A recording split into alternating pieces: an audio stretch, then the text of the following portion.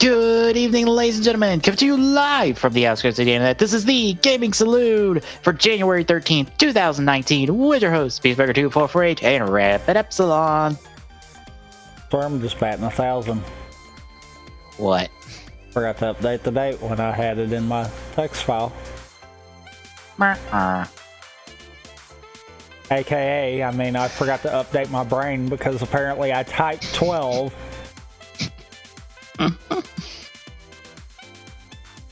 Don't mind us, folks. We were having a conversation about how stupid and dumb Geo is for like 10 minutes. Mainly about the future riders and how Shinobi somehow looks at. And guess what I found out yesterday? What? You know how we had those little 0.5 episode stuff that ended like last week?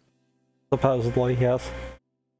Well, we're getting a new little spin-off-y thing from Geo, and you want to know what it is? What? Part one of it is a small special focusing on Shinobi and assumingly his origin and stuff.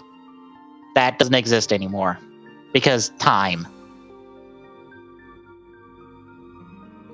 That also, I have to wonder if ever actually canonically existed because, you know, the show's following the Oma Geo timeline, not the other split because of the day of Oma whatever. Oh yeah, and we also got a new opening narration that talked about that shit before it was actually brought up in the show, and I'm like, what the fuck are you talking about, narrator? Yeah. Narrator, yeah. What are you talking about? They jumped the gun. You probably should have waited till next week for this. Or you know, yeah, should just left it. Mm-hmm. Until it was widespread new within the show. Yeah, but I assume part one will be Shinobi, part two will be Quiz, and part three will be the guy I never remember the name of, but at this point I don't care. At this point, does anyone? Apparently people will defend this show, and I'm like, okay, fine. There was a reviewer on YouTube that was like, you know, I kind of don't like Be the One, but I still like this episode of Geo, and I'm like, what the fuck is wrong with you? You know what, though? I will honestly completely give people the right to defend it, because there is people that defend Kabuto. I mean, yes. I will not argue with them over that. I will shake my head in disgust, but I will not argue with them over it, because you know what? There is people. Yeah, but I just feel like even when you get back down to the nuts and bolts of Geo, it's kind of bad. It's a concept that would have been cool, but they just did terribly with it. It's a concept that should have been cool. Yeah. But they floundered horribly. And still to this day, the best parts has been when Decade's been there.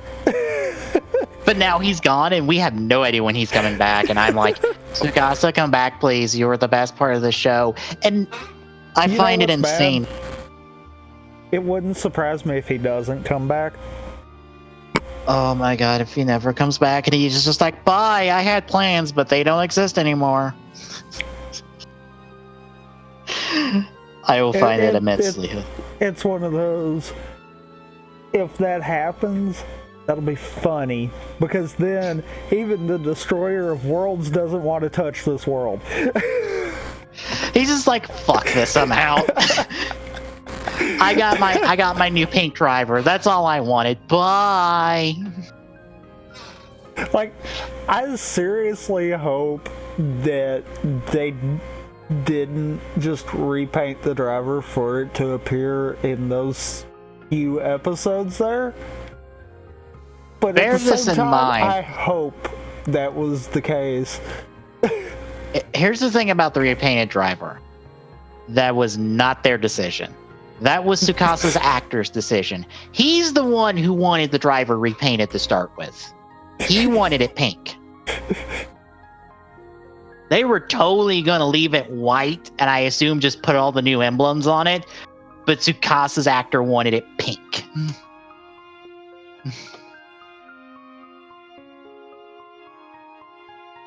So if anything, he's the one at fault in this situation, so whatever. Yeah, like, I just still find it crazy. It's like, people are like, oh, Be the One's not that cool. And I'm like, it is literally one of the better Rider movies we've gotten. It is better than an underending. It has a single concept it's running with and runs through the whole movie. It is, like, it's really nicely directed. It has really funny moments. It's got good characters. This is a good movie.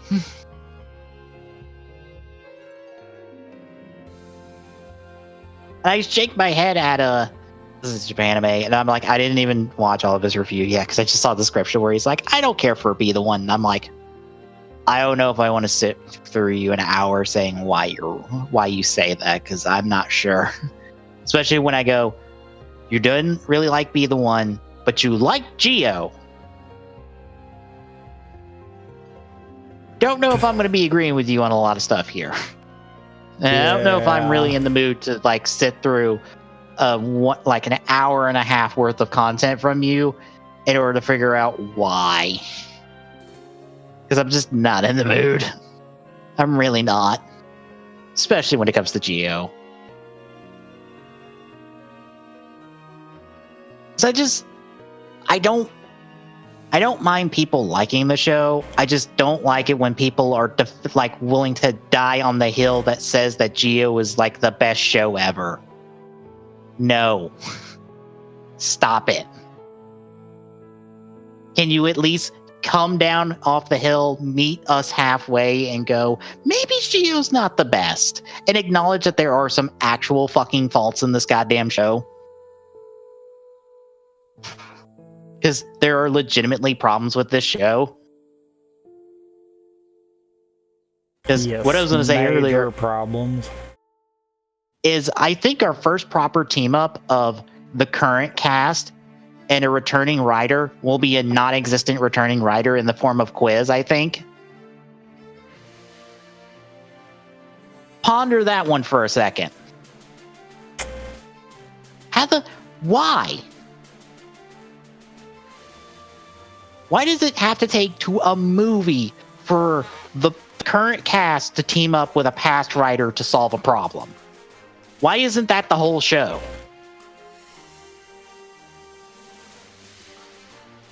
Because you have this whole like dilemma with Sogo of like, I want to be a king, but I kind of don't want to be a dick.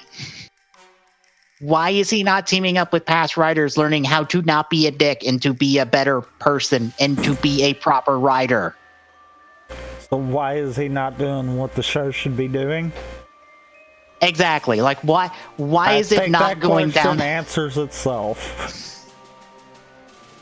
Like, is it obvious? Yes. But is it a good idea? Yes. It's probably better than... What has Sogo learned about how to not be his dipshit fuck-off ass from the future? Well, don't be crazy like Dan. All right. I don't think he's really I don't think he's really accomplishing that right now, considering he keeps listening to Waz. And now Gates is apparently going to listen to slightly more crazy flavor of Waz. I still argue that one. That they're equally crazy? Yes. I don't know. I feel like they are different flavors of crazy. They might be different flavors, but they are both equally crazy. Like, regular Waz just feels like I am dedicated to my mission, but I will do whatever I need to do that mission. Another Waz just feels like, fuck it, let's get a kid run over by a car. Because, you know, it's fun. Although... That is a bit of a overzealous move. I'm not going to say that. But at the same time, he kind of deserves it. Right. At least regular Waz tries to be subtle. Another Waz, fuck that. Fuck that bullshit. I am literally going to make a car run over a child. I say again, kinda deserves it. But yeah, a little bit overzealous. Yeah.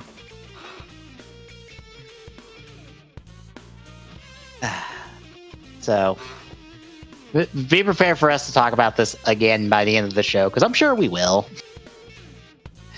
But before we get into articles this week, which has +1 because we were doing this on Sunday.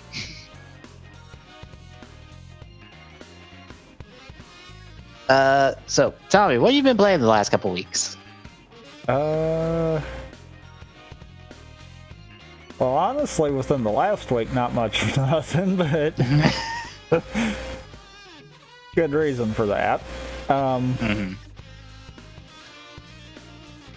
Honestly, probably the only major thing has been Rayman Legends, come to think about it. The good 2D Rayman. Yeah. And I'm honestly thinking about picking that up as a speed game. I would have to think that's a really good speed game. It feels like it would be. Yeah. And I'm not even attempted to get all of it kind of down pat enough. Yeah. Because I feel like Hat in the Time is the same way, because that's something I've been playing for streams. My only problem is the camera refuses to get out of my ass sometimes to make movement easier. I'm starting to think there's some setting I need to turn on to make that stop happening. Might be? Yeah.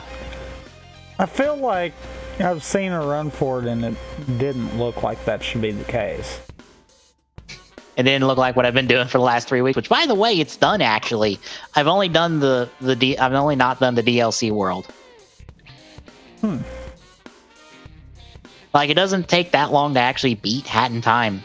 Granted, it'll take longer to complete it, especially with the new Seal the Deal DLC that adds in like 100 some odd challenges, I think, or some amount of ridiculously hard challenges that I'm like, no, I'm good.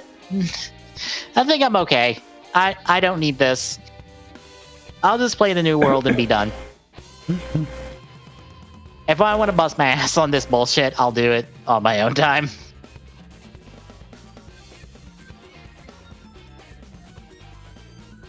But yeah, like 3 streams and I was done with Hat in Time, and I'm like, cool, I enjoyed that. Paper Mario's been fun outside of me being lost sometimes, of just like, fuck, where do I go? Just, fuck, what do I do? I don't remember. But I'm at Shy Guy's Toy Box. I've honestly never played through enough to even know where that is. That's chapter 4. Okay. It also doesn't help that I know the speedrun of Paper Mario, which breaks the complete order of the game, where I think to believe the 80% of Paper Mario, you literally complete the same world like 6 times and get all the cards and then go beat Bowser's Castle. Oh, wow. Yeah, you just abuse the fact that it's like, oh yeah, you can complete like chapter 5, I think, chapter 5 or 6 or something. And you just complete that over and over and over again. Just this one little tiny section of it. Just keep getting this one card and you're done. And you just go beat Bowser. Like, there's such a thing as out of bounds in Paper Mario. Which is hilarious to think about, because I'm like, how the fuck does out of bounds in this game work? Because you're like, there can't be out of bounds in here, right? Nope, there is.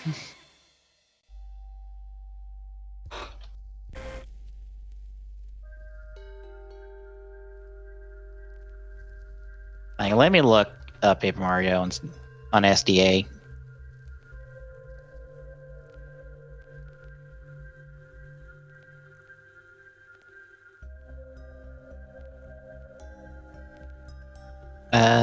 Where is it?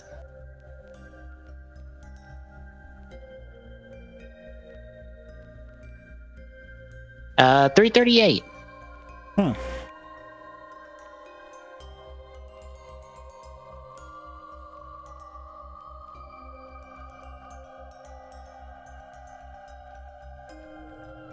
Oh no, far smaller than that. Hour 40,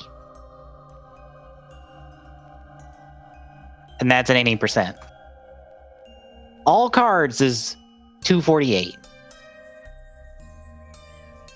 All 80% no PW is 211. Glitches is 343. All bosses is 314, and 100% is 517.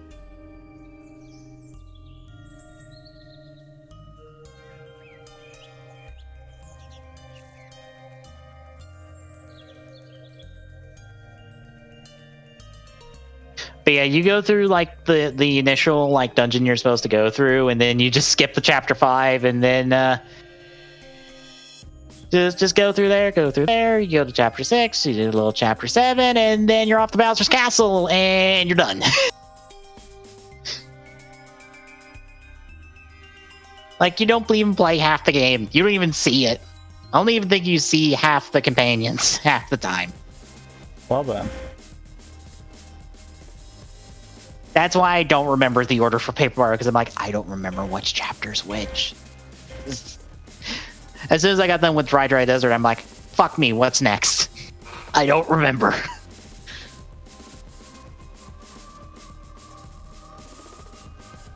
Outside of that, I got back in the Valkyria Chronicles 4, making progress there.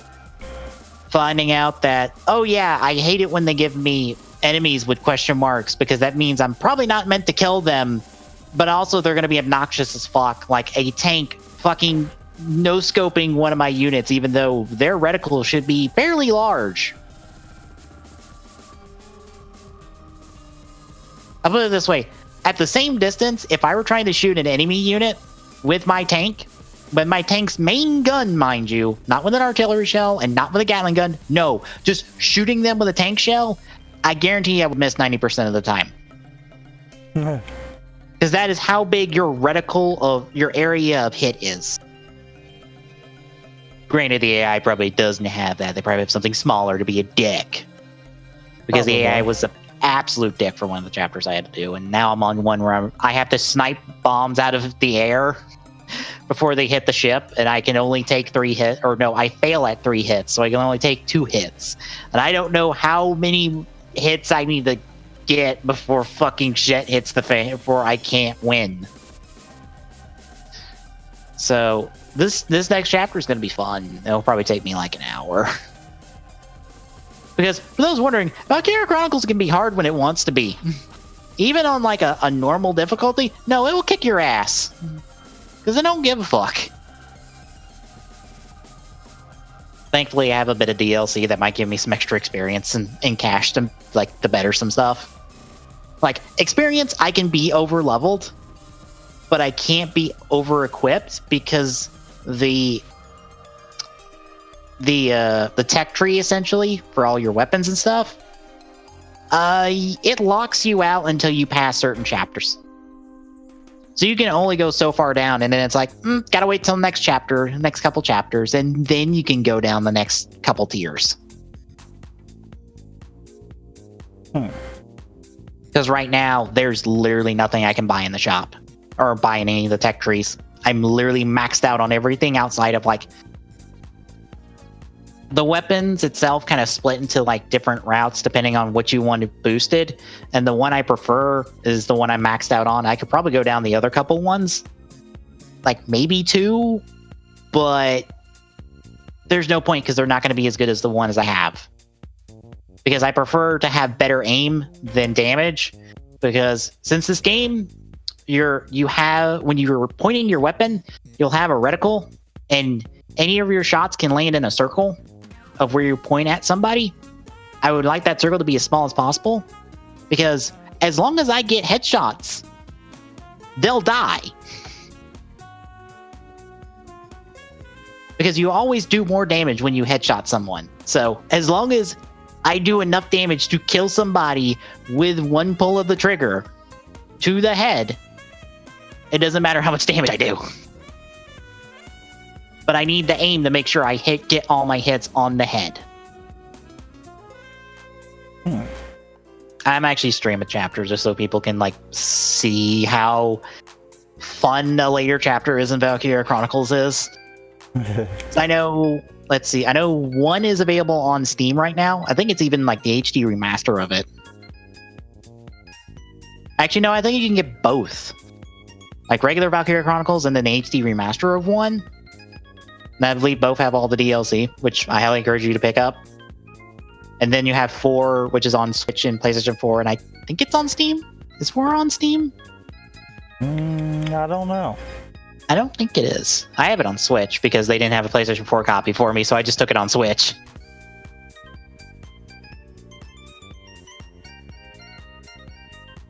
But you can't get but Valkyria Chronicles 2 was a PSP game.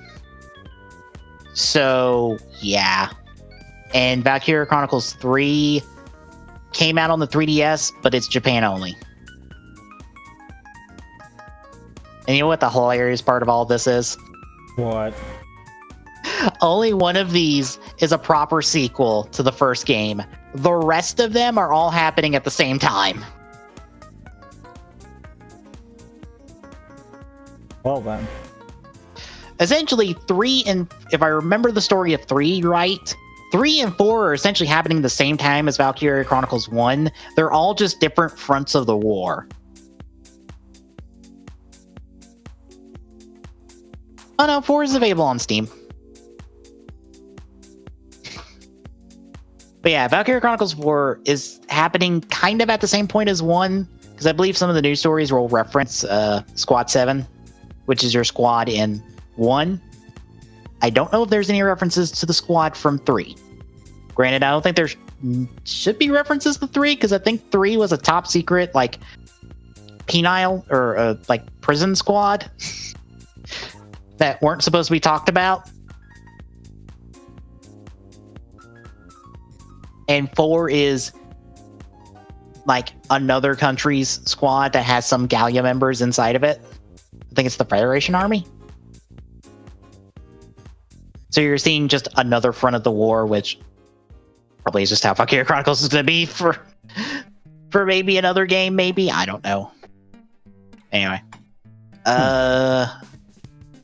That is really it. And I also remembered this weekend that, right, I still need to stream the last 2 pieces of the Spider-Man DLC. I guess I'm doing that after I finish up Hat in Time this week. Because I still need 35 time pieces to do the new world. Also, I crashed the game twice last time I streamed it, so yay! Yay! I don't know how I crashed it. I was just jumping onto a platform and then it crashed. Well, I guess you were able to say that never happened before. Pretty much. But anything else before we get into articles? Stuff. Alrighty then. Articles ahoy! So our +1, since we're doing the podcast on Sunday, is just the total from GDQ for the past week, because, as you may have noticed, because your favorite streamer might have been hosting this marathon all week, because for the last week, Games Quick has been doing a buttload of speedruns from a variety of people, raising money for Prevent Cancer Foundation, and they raised $2,394,668 million.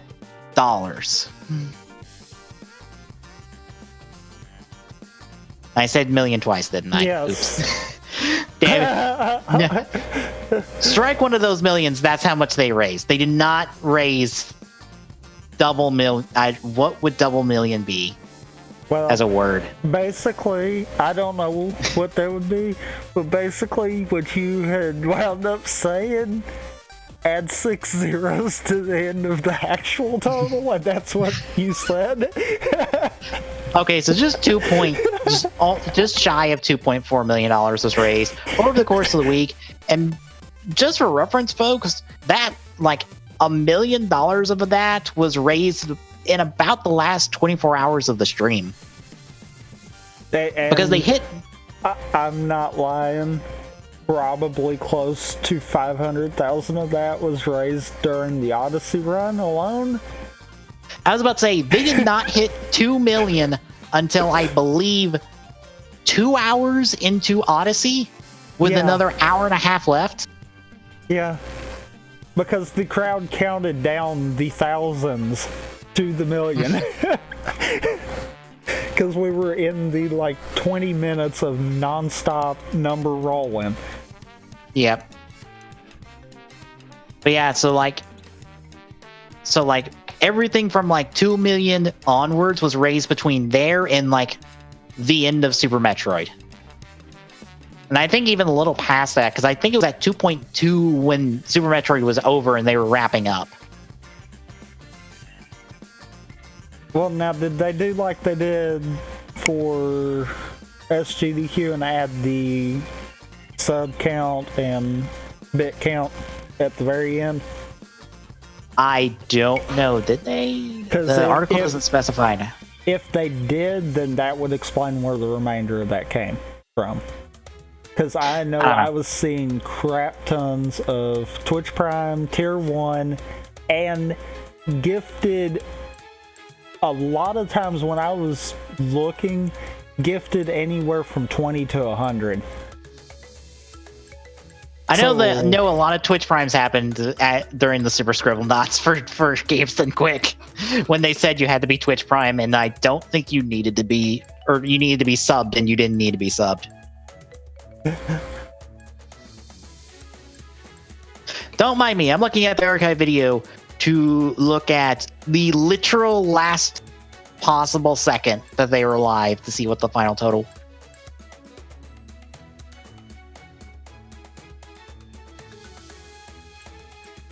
I'd say they did, because like I said, I'm wanting to say for SGDQ they did.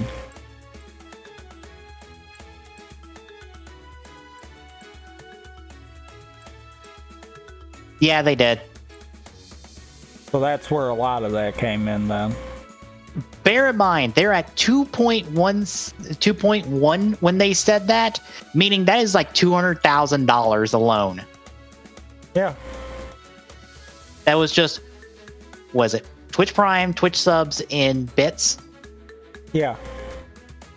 Yeah, $200,000 alone in that respect.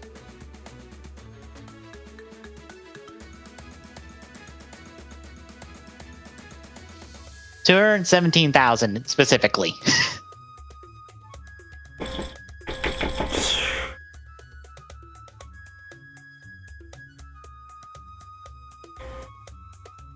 But yeah, we are just under 2.4, which might just mean, considering I believe the game's on the max has gone up in the last couple years, raised, which means we might just hit 2.5 this summer. Maybe, but I know in the past, typically SGDQ winds up not getting as big of numbers for some reason. Like, typically the big record-breaking moments has been AGDQ. So, maybe.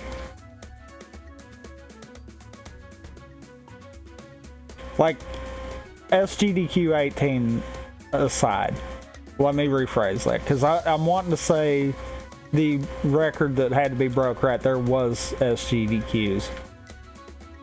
Looking at the amount raised, actually, no. The current record has only been broken by AGDQ the last 3 years. I thought SGDQ did it. SGDQ had... No. They're at 2.1. Yeah, SGDQ from last year was 2.1. That did not break the AGDQ record from 2017 at 2.2, or the AGDQ 2018 record of 2.29. The other one was 2.22 for reference. But yeah, this is currently the highest total at 2.9. I didn't mean to cough in the mic. I thought that would have been quieter. I'm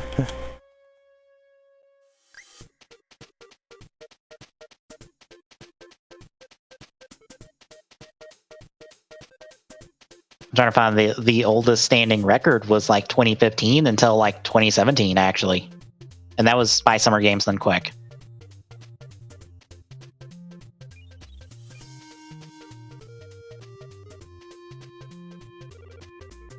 But yeah, any standout runs from the schedule you want to mention? I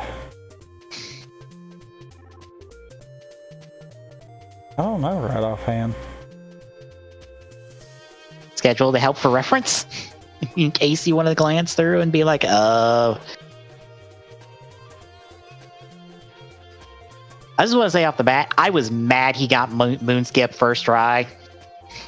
Oh, only because I hate Moonskip. I noticed something, and it made What? It made it 100 times easier. I have a feeling. Did you notice the cap throw Yeah. after he did the ground pound? Mm-hmm. Throwing cap, he gained you a little bit of height. He made that free. Ah, that makes sense. I was like, now that makes so much sense, because that'll be so much easier to do. Mm-hmm. Like, I've not tried it, but Also, seeing that, I'm like, yeah, throwing Cappy does give you extra height. I bet that would just give that to you at that point. probably. Also, for reference, the donation incentive for Darkseid to do that boss rush, it made no reference of him having to do it with the invisibility cloak on. No, he just wanted to do it. Okay. Because I saw he was going in there and I'm like, was that a part of the incentive? No? Okay. I Cool. think at some point during the run, he said that he was going to do it with the invisibility. But I don't think that was originally what the incentive was. It was not. It was just go beat Brundles and Carrot Gin. I refuse to call it anything but Carrot Gin now. It is Carrot Gin to me. Also, God, I so have to learn quick mech strats. that looks gorgeous, and I'm like, It does. I know you are fighting the game every time you do this, and I'm still amazed you're making this look as fucking easy as it is. It's like the one run. Honestly, he's not fighting it as much as it looks, but God, it is so challenging to get it exactly like you want it. Yeah. It's weird because it's like I've attempted Odyssey speedruns to not really good success. I'm kind of casually getting more moons in Odyssey at the moment. But yeah, I'm being crap. Yeah, so like I understand some of the things going on with the Odyssey speedrun, and I'm like, yeah, no, I understand this run. More than any other run on the schedule, I understand this one because I've actually tried a route. So yeah, Odyssey, like, here's the thing. Odyssey speedrunning is easy because it's not that hard. There are plenty of easy routes to do it, even for someone as terrible and awful as I am at it. I still have a route that I can work with, so Odyssey's easy to get into. Bloodborne was cool. And honestly, with Odyssey, you don't have to sit around and do hour-plus runs even. Yeah. Because if you went to the category extensions side of things, you could do like Festival Percent, or I think there's even one that actually just has you going through sand, I think it is. And like there's different categories where it's broke up where you might only be going through half the game or a quarter of the game. So I mean that's always one that I'm like, that has evolved so much that I completely agree with them. There's so many avenues for anyone to get into it. Yeah. The Sunshine Lockout Bingo was cool. I didn't get to catch that one. It was fun. Well, I say that, but I caught like the very, very end of it. It get pretty close until the guy managed to kind of snowball his way to victory. Well, that's just Like, bingo for you.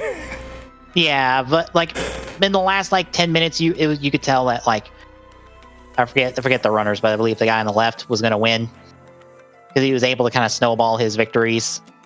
I was still surprised by that out of bounds to get the one on top of the goddamn gate. The big sunshine on the tower thing. Oh yeah. Yeah, they out of bounds to get up there to get it without the rocket nozzle. Because the box mini game that's in Delfino Plaza. Yeah. Apparently, if you kind of if you work yourself out of bounds in the doorway right there, you're technically above Delfino Plaza because that just teleports you up above Delfino Plaza, and you kind of just navigate your way blindly into the shine, and you get it. It's kind of amazing to look at because I'm like, I didn't know you were in the sky there.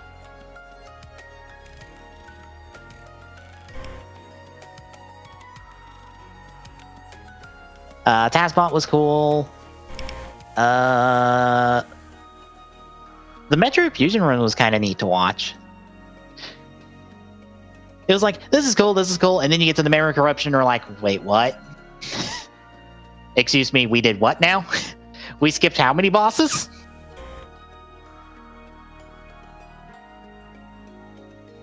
Cuphead was cool because Cuphead is cool to watch at a high skill level. Especially when it's a pretty much you can't take a hit run. Messenger was neat. The Prey one was cool to watch all the micromanaging, and also to see someone from it's not Bethesda, is it? Is it Bethesda?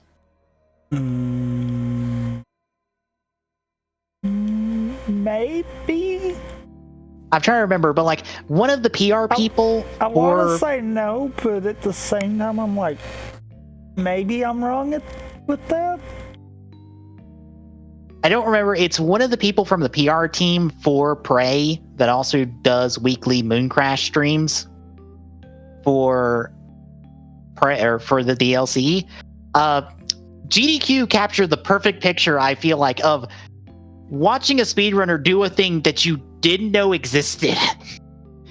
Of just this look of, how the fuck did you do that? And I believe it's when he got out of bounds in the tutorial and was just busy doing stuff while the game was just like, oh yeah, you're totally not here at the moment, right? Cool. She just had this look of, excuse me, what? You did what? How?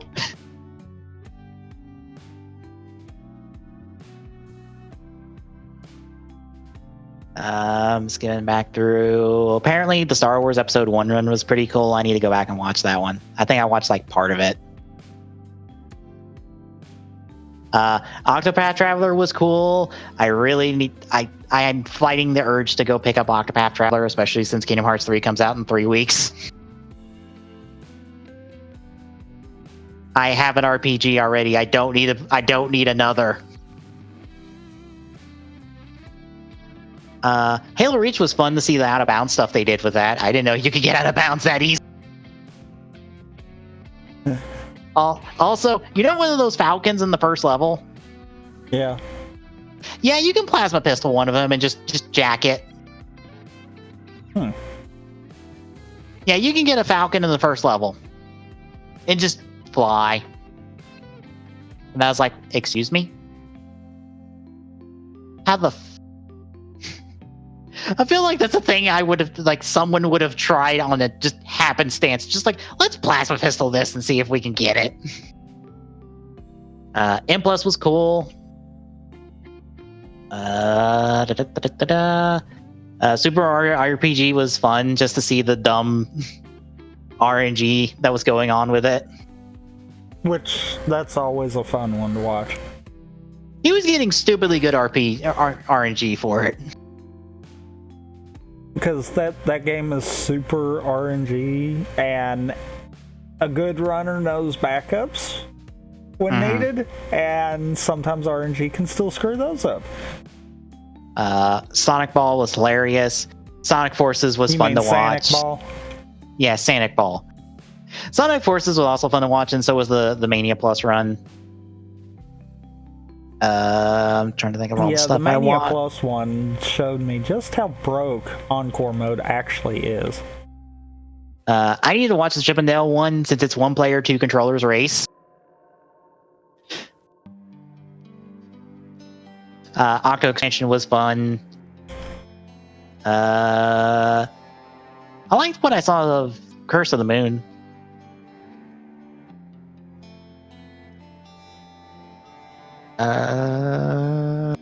Let's see what else pops out at me. I liked Sons of Liberty. I need to catch all of the Shadow Colossus boss rush because that game is gorgeous and that game deserves love. It is amazing how gorgeous that game looks, and bearing in mind that is a PS2 game that they remade, and the PS2 one still looks good for a PS2 game, but it's still like holy shit.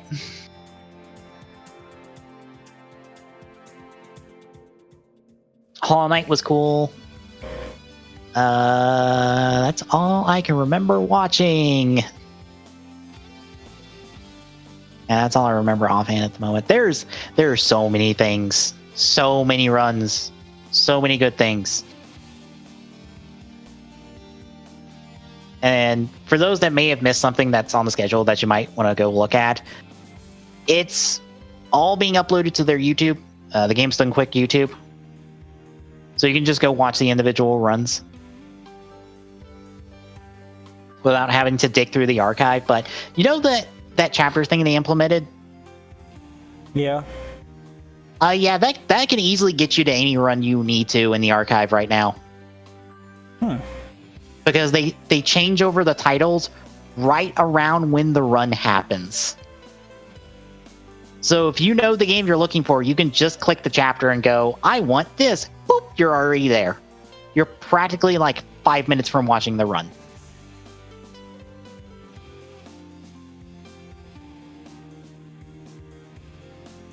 Yeah, it was cool. Great week. Unproductive week for me, which means I have to be productive this week and actually do stuff. You don't have to.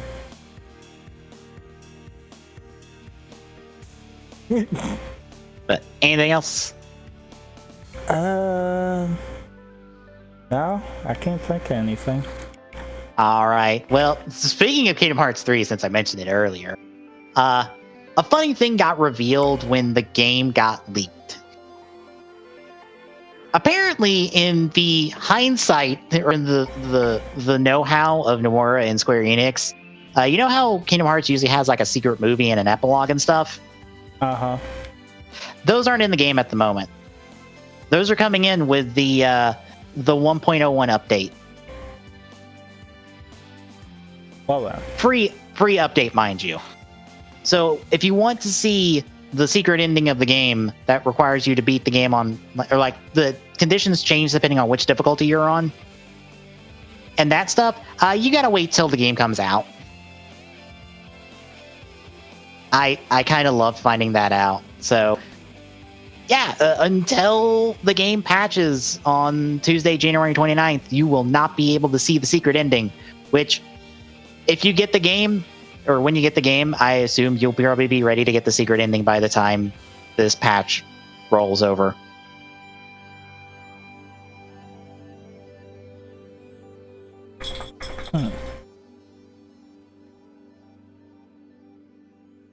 And once you get the patch, you don't have to worry about internet connection to see the ending, so don't worry about it. I just found this cool. It was like, hey, jackasses that are leaking the game, guess what? You can't spoil everything!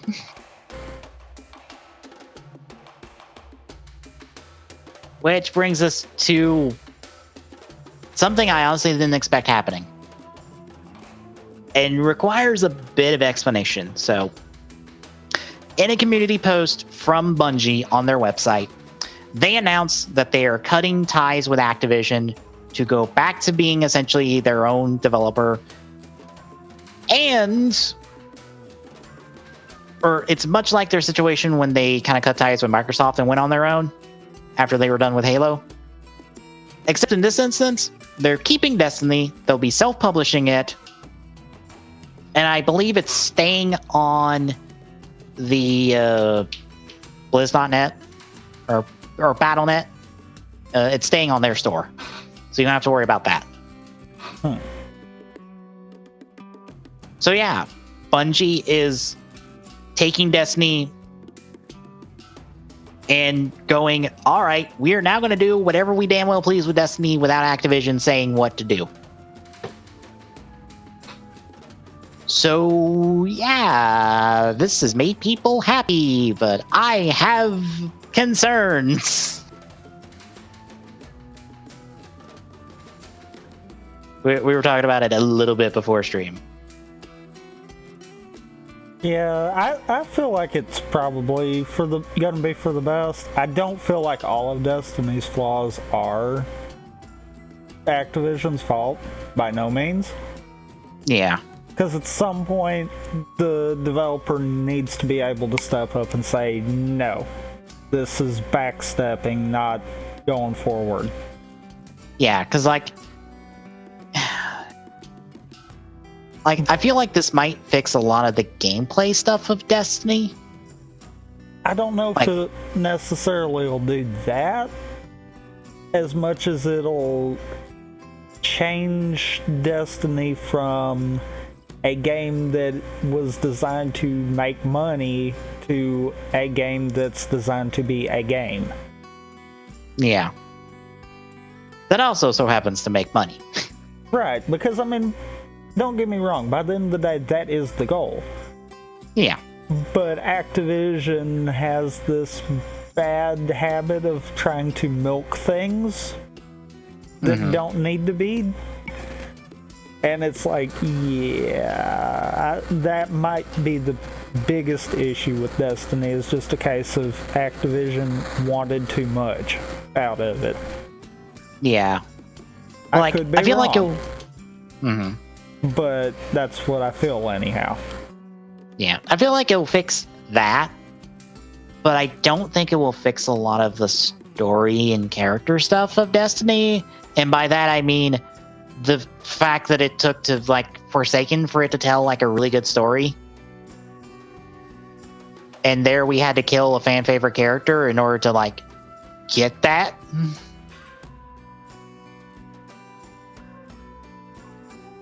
Because I know people can go on and on and on about the stuff that is in Destiny, but where is it in game? And if you say a card or a book, that's a problem.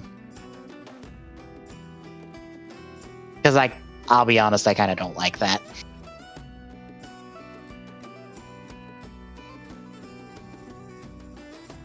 But I don't think it will fix that. I think that will still be a sticking point for Destiny for a lot of people. Because that's purely Bungie. I don't think Activision would have any say on that matter. I wouldn't think.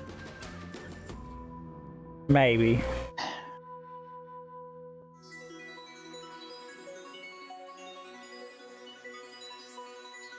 You know what's also curious is Activision just lost a major franchise of theirs, which apparently Destiny 2 wasn't making them enough money. It was below expectations. But I still have to go, all right, Activision's back to having Call of Duty and I honestly don't know what else. I honestly don't know what else Activision has at the moment.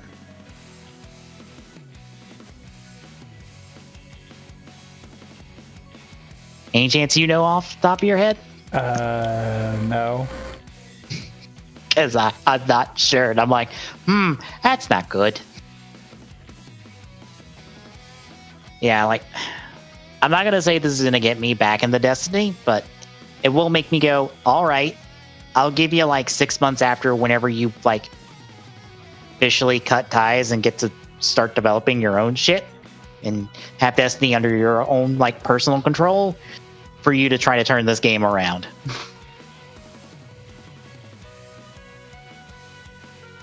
Anything else? No.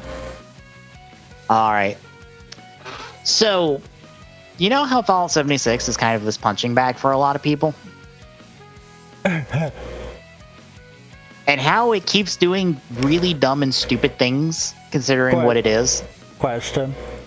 What? Did you mean to say about how it's a punching bag? With that picture? No.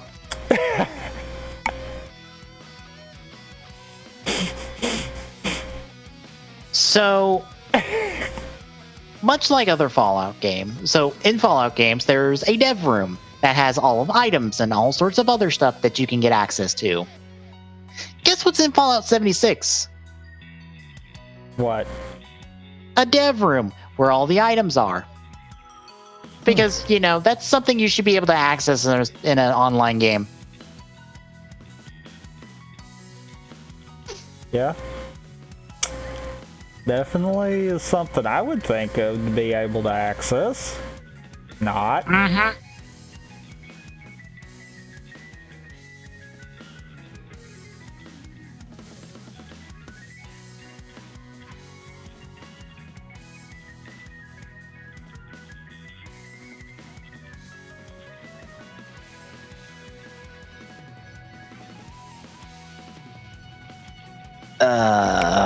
And apparently Bethesda is also banning people that get access to this. Wait.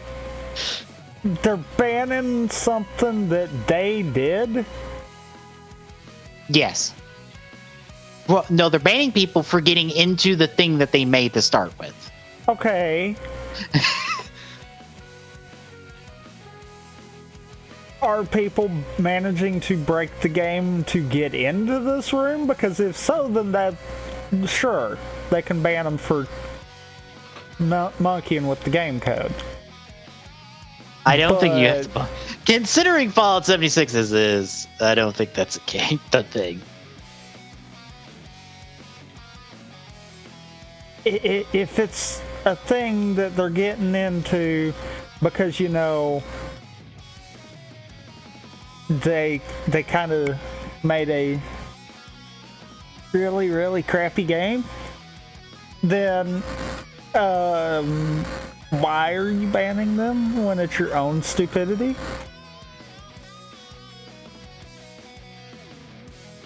Also, apparently it's the exact same dev room as Fallout 4. Doesn't surprise me. Because it honestly would kind of make sense.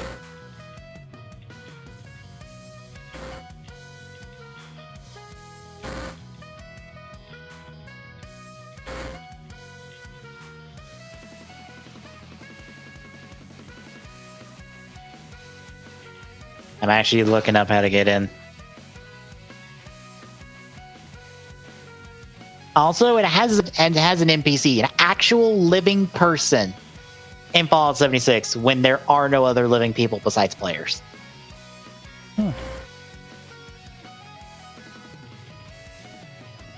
Because of course it does.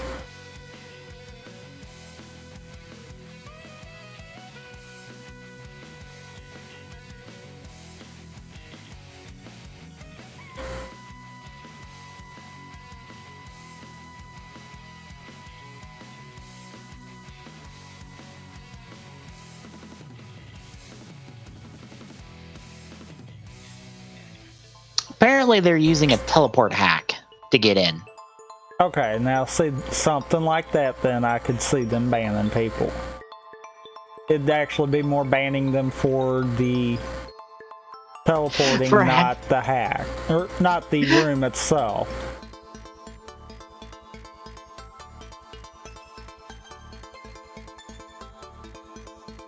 Like, that, yeah, sure, I'll give them that. Ban people for physically breaking the game.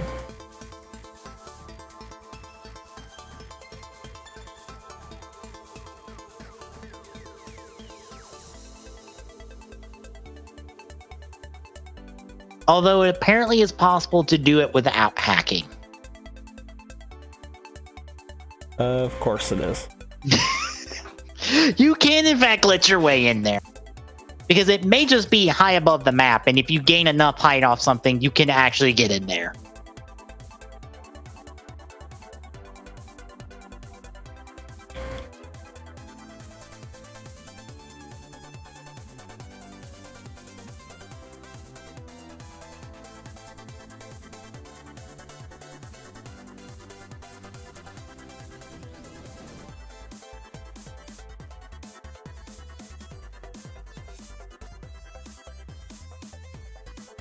Or, unless you somehow were able to access the console command menu, you could just teleport yourself in there. Which might not even be a hack to start with. So...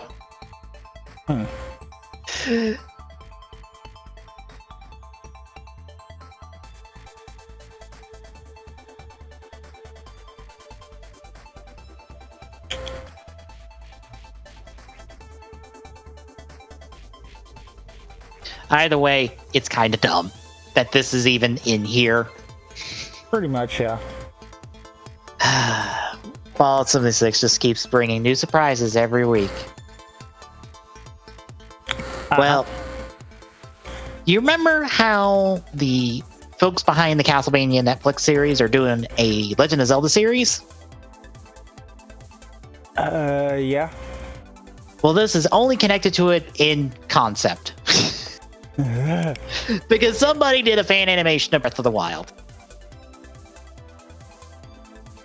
Because I thought we'd spotlight this as here is a cool thing done by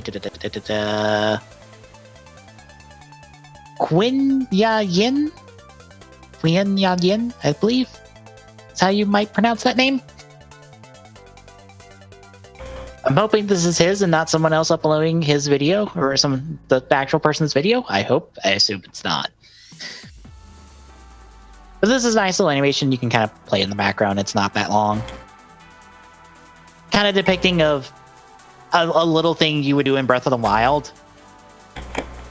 Except you're helping one of the goddamn Koroks, which fuck them.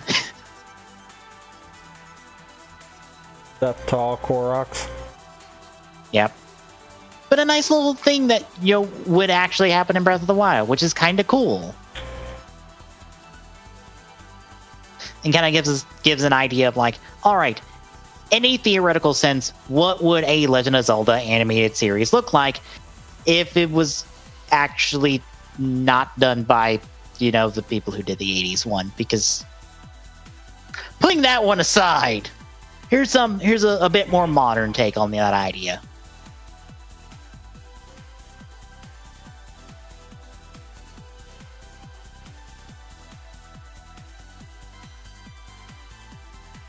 Granted, I would think the Legend of Zelda series the Castlevania crew would do would not be Breath of the Wild. I would assume it would probably most likely be Ocarina of Time.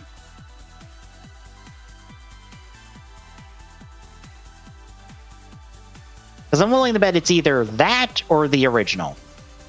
And I'm leaning towards Ocarina of Time because that's probably the more, you have more to work with in terms of a story than you do the original.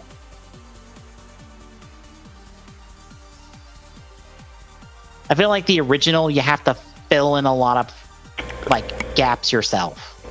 The only thing I would disagree with would be is it could potentially be Breath of the Wild because we don't have a lot of backstory. So that would give them more of a free flow. True. That's the tricky thing with them doing a Breath of the, or Legend of Zelda is I'm like, I don't know which one they do. Granted, they did Castlevania and they did Castlevania 3, I think. I want to say it's Castlevania. To be fair, Legend of Zelda is probably one of the easiest ones to do. Because you think about it, the only two games that have direct ties to each other are Ocarina and Majora's Mask, and even at that, it's loose at best. Yeah. Well, okay, there are games with other with connections, but they're not as not direct. Well, yeah. okay, They're not direct sequel.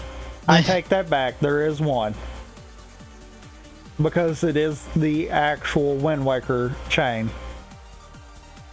Wind Waker, Phantom Hourglass, and Spirit Tracks all technically weave into each other. But you're not playing the same Link through them. 2 of the 3, yes. Oh, you are?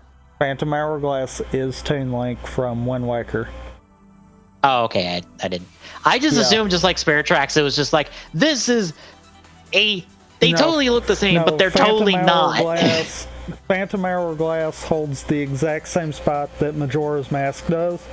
It is a direct sequel after the game. Right. But, yeah, Spirit Tracks, no, it's after. Wow, that makes Hyrule Warriors a little weird, because you have Toon Link there, and then you have Tetra, and then you have Tetra's granddaughter Zelda in there as a ghost.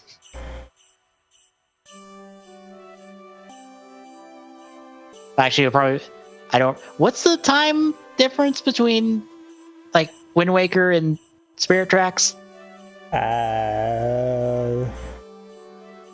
That's the up in the air part. And it's more because of 2 different reasons. Goody. One, Spirit Tracks doesn't really have a reference to the Great Sea, leading to the question of, is this some part of the world that didn't get flooded, or is this like so many years after that no one knows about it anymore? So it's one of those question marks, but it is after, and that's the only definitive thing there is. So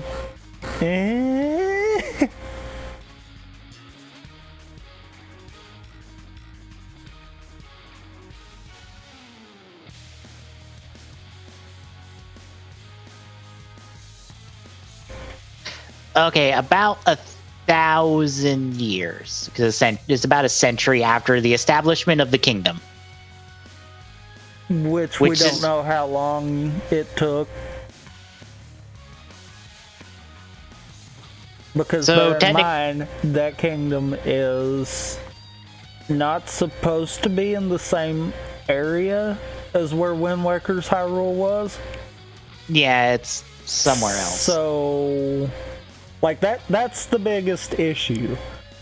Mm-hmm. It's got so little to actually do with Wind Waker, but at the same time it's got so much that it can't be split either. Okay, so not Tetra's granddaughter, Tetra's descendant, which I have to think it makes Toon Link very confused. Of just like, what? When did you die? How are you? What's going on? Toon Link is a very confused hedgehog child in Hyrule Warriors.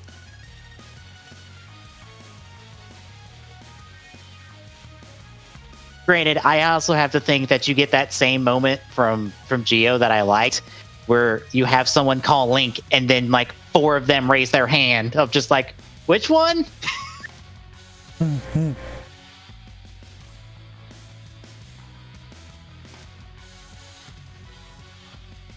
And then assuming Link also hears this goes, did you say me, but you forget the L part?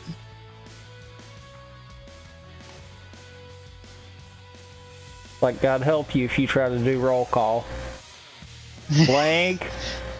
Wait, hold on. Gotta specify. Hang on. Shit. R Link. This game's Link. Let's see. R Link. Well, see, that's the thing too.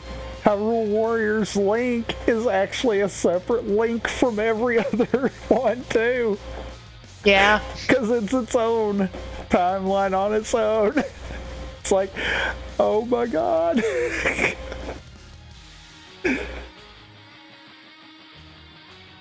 It doesn't get as bad with Zelda because it's like, Zelda, me alive or me dead?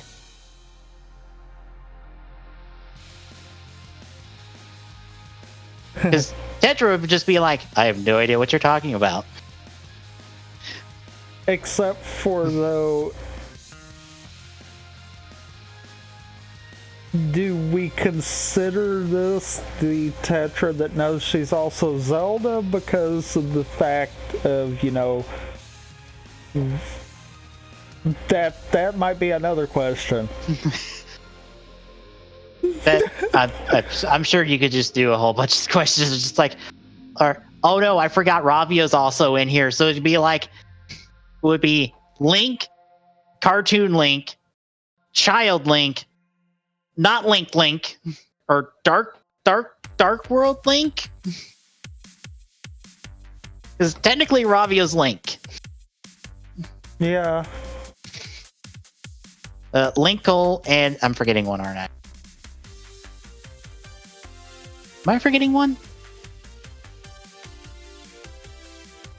No? I don't have Hyrule Warriors in my Switch, so I can't immediately just check. I don't think you are.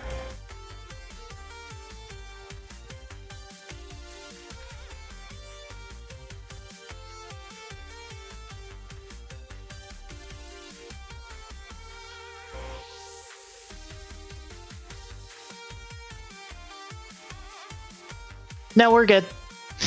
That's all the links. That's all the links within the world? Yes. Although, it's probably confusing when Fee talks to one of them, because she only refers to probably all of them as Master.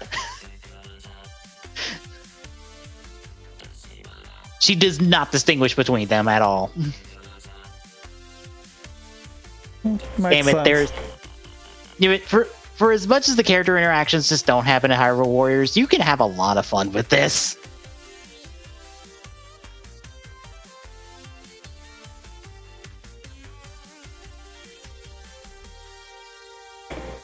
Anyway, that actually is all of our articles. Yes, it is. Good, I didn't misclick. Good. Yeah, Good. you didn't misclick. I didn't fuck up. This time. Yes. Which takes us to releases, and we start off on the 14th with Panda Hero on the PlayStation 4. And on the 15th, we had As Divine Hearts 2 for the Vita. Holy Potatoes Were in Space for PlayStation 4. Onimusha Warlords for Xbox on PlayStation 4 and Switch. Smash Hit Plunder for PlayStation 4. Smoke and Sacrifice for Xbox One and PlayStation 4. Steep Rocket Wings for PlayStation 4. The Grand Tour Game for Xbox One and PlayStation 4. And then, I actually have to take a drink before this. Alright, The Walking Dead, the Telltale series, the final season, episode 3, Broken Toys for Xbox One, PlayStation 4, and Switch. It needs to be longer. No, please God. It still fits on one line. It needs to be longer. Not when you go into edit. It is not on one line on edit. When you're editing it, it is 2 lines. And finally, Vane for PlayStation 4. On the 16th, we have Bash the Bear for Switch and Planet RIX 13 for Xbox One, PlayStation 4, and Switch. I'm sorry. I just have to love some of these indie titles for the Switch. Just based off the name. Bash don't the worry. Bear. Don't worry, we have more. Absolutely no context. Just Bash the Bear. Why are you attempting to bash a bear? Or is Why? Bash the Bear's name? I mean, it's one of those, so many options can come from that. Yeah. I can tell you, it is a mobile game. Of course, because I mean, that seems to be like 75% of the Switch indie titles. Like, no joke.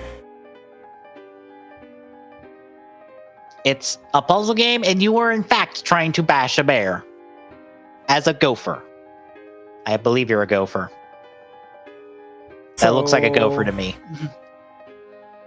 So, from what I'm grasping of this, the mole got tired of getting hit, so he's wanting to play Whack-A-Bear instead. Yes. Okay. Alright, on the 17th, we have As Divine Hearts 2 for the Switch, Bedtime Blues for the Switch, Build a Bridge for the Switch, Crazy Strike Bowling EX for the Switch, Dying Reborn for the Switch, Fairy Fancer F, Advent Dark Forces for Switch, Feudal Alloy for Switch, Gunman Clive HD Collection for Switch, Hell Wanderers for Xbox One, PlayStation 4, and Switch, Kingdom of Blades for PlayStation 4, Left Right the Mansion for Switch, Mega Mall Story for Switch, Octarodon Transfixed Edition for Switch? Question mark? The Shrouded Isle for Switch, and Yeek, a postmodern RPG for PlayStation 4 and Switch. On the 18th, we have Ace Combat 7 Skies Unknown for Xbox One and PlayStation 4, Alabast Chronicles for Xbox One, Farm Together for Xbox One, Fight of Gods for Switch, Guacamelee 2 for Xbox One, Old School Racer 2 for the Switch, Sword Art Online Fatal Bullet, Dissonance of the Nexus DLC for Xbox One and PlayStation 4, and Travis Strikes Again, No More Heroes for the Switch. On the 21st, we have for Switch. I don't, how am I supposed to not make that sound like some weird jumble of letters? Yes. On the 22nd, we have A Fisherman's Tale for PlayStation 4, At Sundown, Shots in the Dark for Xbox One, PlayStation 4, and Switch, Future Grind for PlayStation 4 and Switch, and Sengoku Kagura Burst Renewal for PlayStation 4. On the 23rd, we have Gang Beast for Xbox One, and on the 24th, we have hashtag Kill All Zombies for Switch, Doodle God Evolution for Switch, Jack Quest: The Tale of the Sword for Xbox One, PlayStation 4, and Switch, and I accidentally left in the Switch one again. My bad. I mean, I guess I feel kind of, doing the hero. Just gonna fix that. Said I was gonna fix that now for my own sake, so I don't forget. And I'm still getting used to the keyboard, so I can't do everything blind like I used to. That has been the hardest part with having my new computer. It's just like I am getting used to typing on a keyboard again. I keep hitting wrong keys when I don't see the keyboard. I don't have that problem, actually. My problem is usually going from a keyboard to laptop keys because, they're smaller. And God, do I want to hit like 15 wrong buttons at once? Well, I've always had the problem of a keyboard with the extended keypad going down from there to one that doesn't have one, because all of a sudden everything shifted to the left for me, and I'm like, why?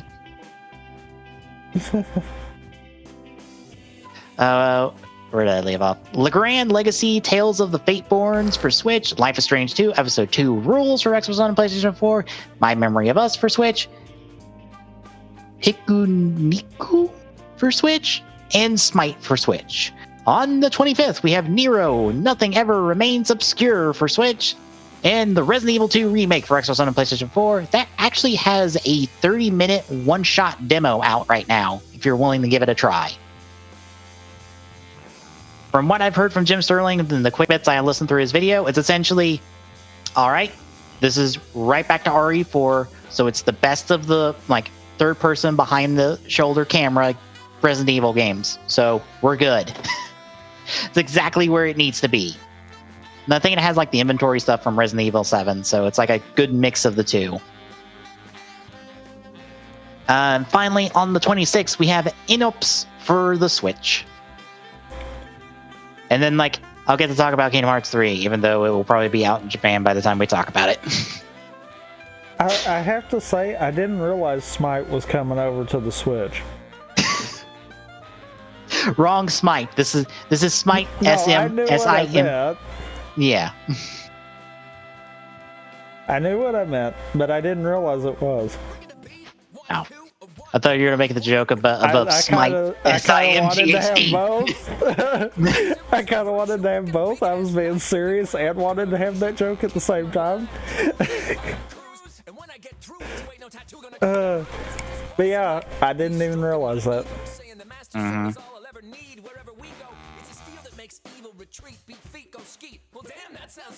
All right, that brings us to quick draws and mine. Okay, you know how we've been getting Pokemon movies that are these like alternate timeline Ash stories, I guess. Yeah. Okay, so what if instead of that, we did a CG remake of the one Pokemon movie everybody remembers? AKA the first one. Because apparently this year's Pokemon movie will be Mewtwo Strikes Back Evolution, which is a CG remake of Mewtwo Strikes Back, aka Pokemon the first movie, which is what it was named as here in America. I actually still have a VHS copy of that movie, by the way. I know I have a VHS copy of that movie somewhere here. And for those wondering, the trailer tells you nothing outside of the original Japanese voice for Mewtwo is back for this movie, and there's Mewtwo, and I believe Mew is also in this trailer at some point. I think, yes, Mew's in here, and that's it. We know nothing. But we know So there's a movie. Yes. So how do you feel about a remake of the first Pokemon movie? Well, I mean, if it is the one everyone remembers, might as well.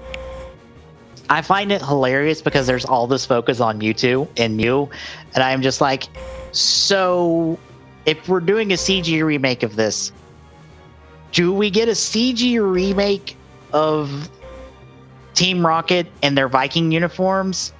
And do we also, if assuming this is a remake, do we still get the original dialogue? So we get Ash making the weird joke that only football fans get of saying that he thought only Vikings existed in Minnesota?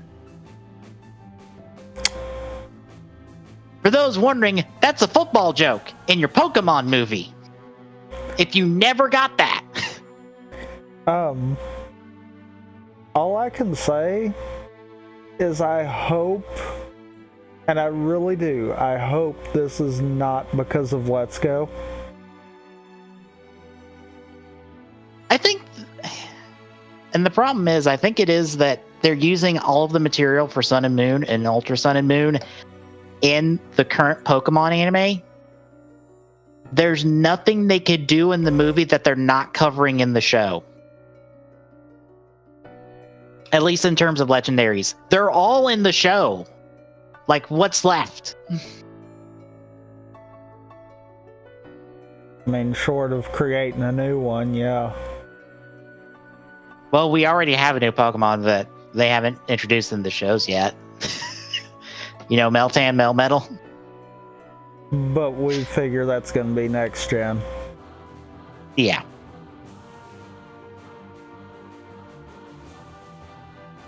I found this weird because this was technically announced like a couple months ago, and we've just now gotten the trailer. I'm going to put in quotations for it because this isn't a trailer. It tells us nothing about how this remake's going outside of, yes, you will see Mewtwo and Mew get into their orb fight. Most likely. Well, the reason I'm saying I'm hoping this isn't because of Let's Go is because, let's be honest, yeah, we'll have our normal Gen 8 game. We know that. Mm-hmm. But I feel like Let's Go probably has done good enough to justify it a solid place as the off-year release for a while. And that's one of those that I'm like, okay, if that's the case, then there's not really going to be any material going with those games.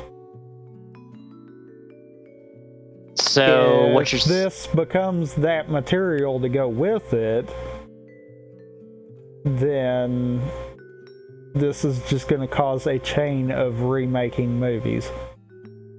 So we get a CG Pokemon the movie 2000. Except it won't be called that. I don't even remember. What is the proper name for that one besides the movie 2000? There probably isn't one. But you see the problem that I'm seeing here. Uh-huh. It's one of those, this one, if it's a one-off thing, sure. Because like you said, if they are utilizing all the content that Sun and Moon has within the show, there's not really anything to make a movie. Yep. So if this is a one-time, we kind of screwed ourselves movie, then sure, that's fine. If this is because they feel like there needs to be some kind of media to go along with the games, we got a problem. Also, it does have a subtitle. It is The Power of One.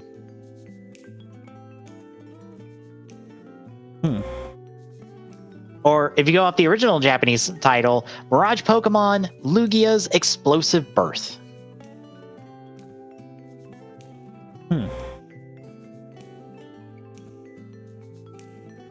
And while the original Japanese name for the first movie is just Mewtwo's Counterattack.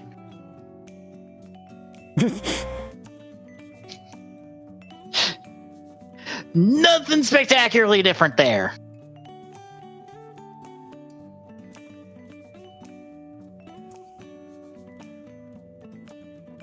But yeah, so that's kind of my thought there.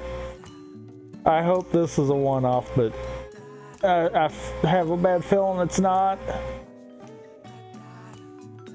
I wouldn't be surprised because they have brought back Brock and Misty for the Pokemon anime right now.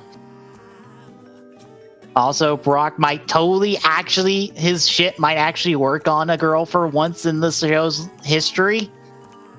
It's actually working, and he is actually winning someone over and did a giant G Gundam reference with her. Because, by God, somebody loves G Gundam. And I'm okay with that, because that's like the one Gundam series besides all of the Build Fighter, Build Diver stuff that I know decently well of, like, oh yeah, I know G Gundam. It's that really dumb one with the Windmill Gundam. Yes, I did in fact say Windmill Gundam. There is a Gundam in the shape of a windmill. I forget which country it is. G Gundam is dumb, but it's dumb in all the right ways. But yeah, they got Brock and Misty back, so I assume they could just be like, yo, you want to reprise your roles in this movie? And like Team Rocket's still here doing their shtick. Only instead of being blasted off, they're just being carried away by Viewer because Viewer likes them, I guess? And doesn't want them to get blown up. Which confuses me of like, okay, you've changed the joke, but we still get the same result. So has anything really changed?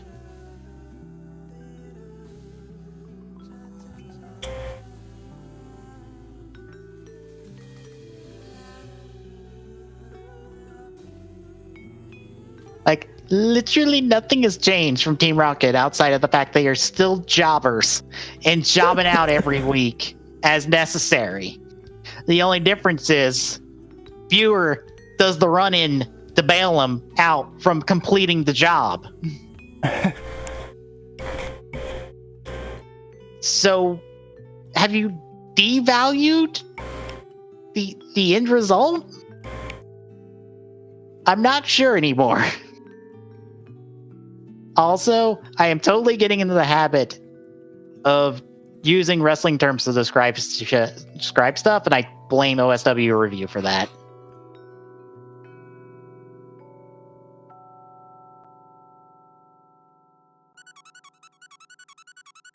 But yeah, that's it for my quick draw. Tell me, what is yours? Well, mine goes out to our new desktop app that we've got. I'm trying to see if I can't work on getting the screen capture of it. Give me just a second. There we go. But effectively, it is a one-stop shop to where you can see literally everything going on with us. Streams, even being able to see all 4 streams at the same time. Yay! Hoping that none of these unmute, but yeah. Streamception going on there. Mm-hmm. But yeah, so everything there, and of course when I switch over to that one it echoes. But if you do also have the app, when we're doing TGS, you can see the articles and go along with us. And for those wondering, when you click on one of them and open them up, it does open it in a separate window, so you can literally read the articles as we're going over them. But the link for that is actually in the list of articles there, so you can check it out. And there's a Discord channel where I'll post when new versions go up. And I'm gonna be honest, sometimes I do something stupid. Case in point, why the latest release there is there. I might have made a goof and had to fix it. And it's still not where I want it, but it's a temporary fix for right now, and then I'll figure out what I can do to actually make that work.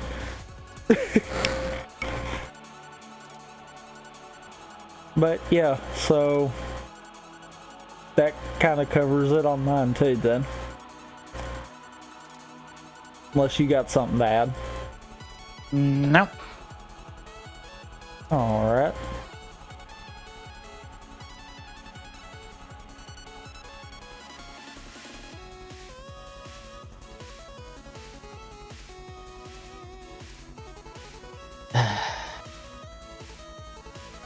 Loop Hat came out during the podcast, so it's like, hey, I get to watch Loop Hat before I go to sleep tonight. Good, I get to watch a show that at least halfway decently works its concept into something good. Loop Hat could be so much better, but you know what? It still manages to be likable with all of its faults.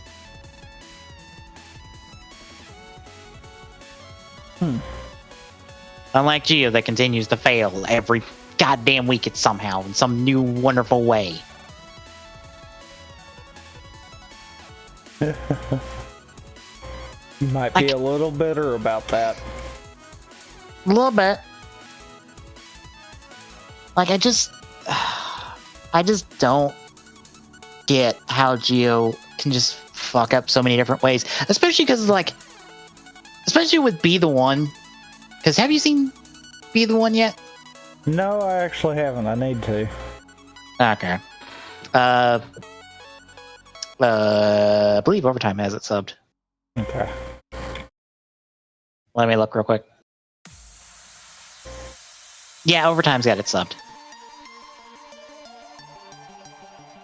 Actually, when did they sub it? Because I think I saw it like the day after they posted it. It's been subbed since the 9th? You mean it's almost in like 2 days? It's gonna be a week since it's been subbed? Okay. I think it's on like Thursday. Because like, be the one, much like Surprise Future and A to Z, go, all right, let's strip everything away from our main hero and show how they handle the situation. And show that even when backed so far into a corner and ripped like so far away from where they were when the movie started, they still will choose to be a hero. They will still choose to do the right thing and take on the bad guy, even with the odds so stacked against them. And I'm like, that is what this franchise is about. Why can't Geo get that right? Reasons.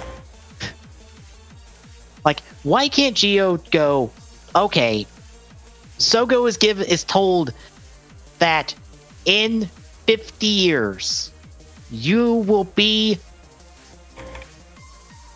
the worst, the devil, essentially. And he just goes, aw, oh well, I still get to be king because of some stupid dream that might be trying to catch him in a time loop or force him into the time loop.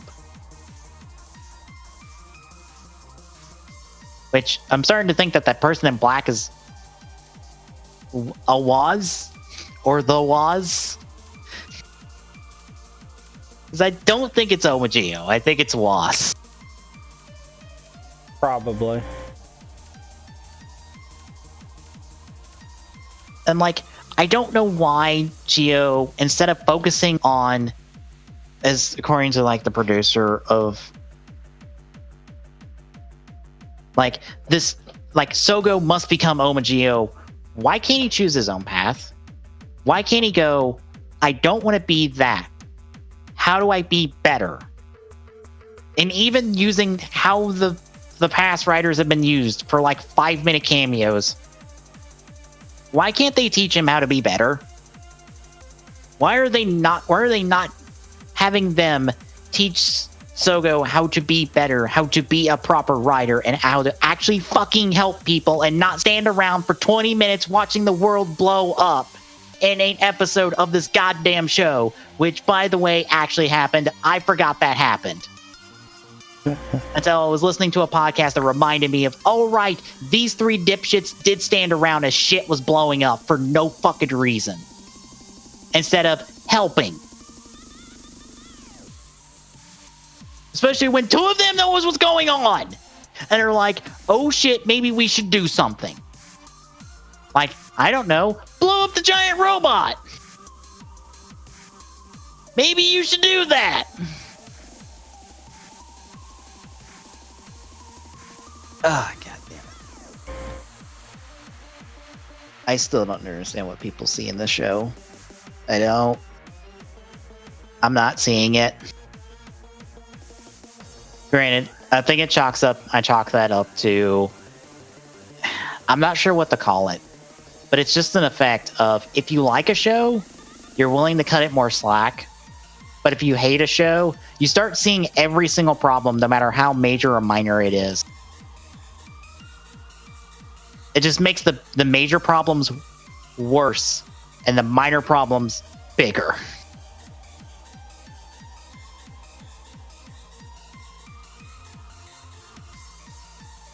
You just start seeing all of the seams and how kind of not good the show is put together. I don't know. I'm only sad because Geo's not subbed until a week after, so we only get to talk about the episode like a week after. And we get to talk vaguely about the Raw, which I've only seen like bits and pieces of. And I don't even fool with watching the Raws. all I know is what, like, Shinobi doesn't want to be another Shinobi anymore by the end of the episode, and that somehow lets Waz get Shinobi's power in one of his Mirai watches somehow, and lets him become the Waz Shinobi form, so he gets to blow up another Shinobi. And I don't know if that means Shinobi's timeline doesn't exist anymore. I can't wait to have it confirmed that, yes, it does mean Shinobi doesn't exist anymore, because fuck you, no writer is allowed to exist in this timeline besides Geo. Because I believe that is still the mandate of the show. Unless it says directly otherwise.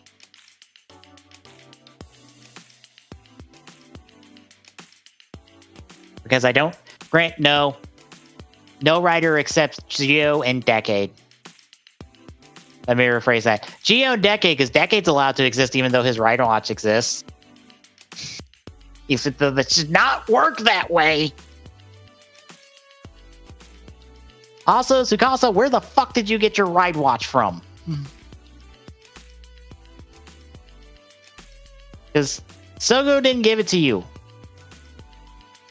And that's the only reason anyone else had theirs.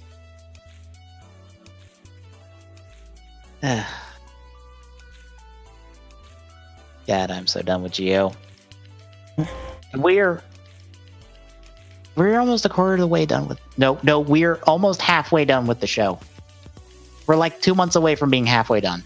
Mm-hmm. That's the insane part to me. Of just like, this show's not good, and somehow some people are like, it will get better, and I'm like, we are almost halfway through this fucking show. No. Just no.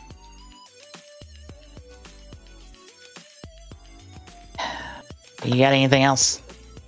No. All right, then. In 2 weeks, we'll be back to talk about more news stuff. It will be 4 weeks before I can flip out about Kingdom Hearts and whether, hey, it controls good, or god damn it, why is this control bad? Or somewhere in between. I hope it just controls good and it's fun. I just want a fun game. Between now and then, I'm wrapping up Hat in Time and continuing with Paper Mario on cleanup.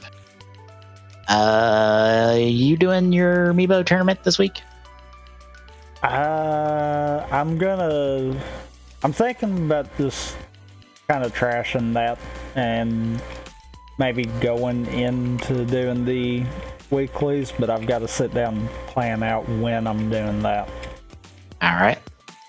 SWOTOR will be on Monday? Should be tomorrow, yeah. Okay. I'm like, is it Monday or Tuesday? I'm going to say Monday because I think that's the right one. Yeah. We should be back on Mondays. All right.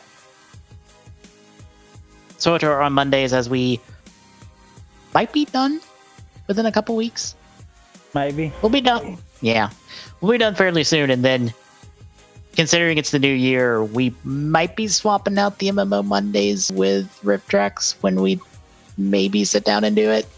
Because that might be a good idea. Possibly, yeah.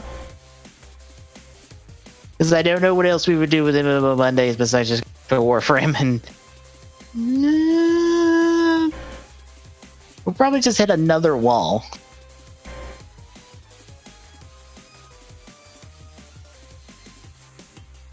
True.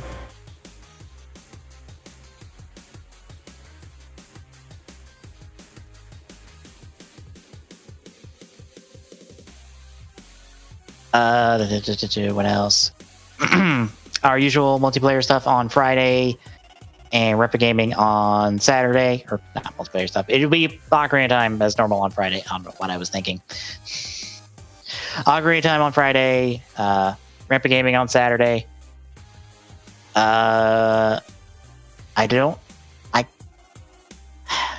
It's weird because it's like, hey, I should do the Spider-Man DLC, but I also want to play Kingdom Hearts 2 on critical mode and see how much I get my ass handed to me for a stream.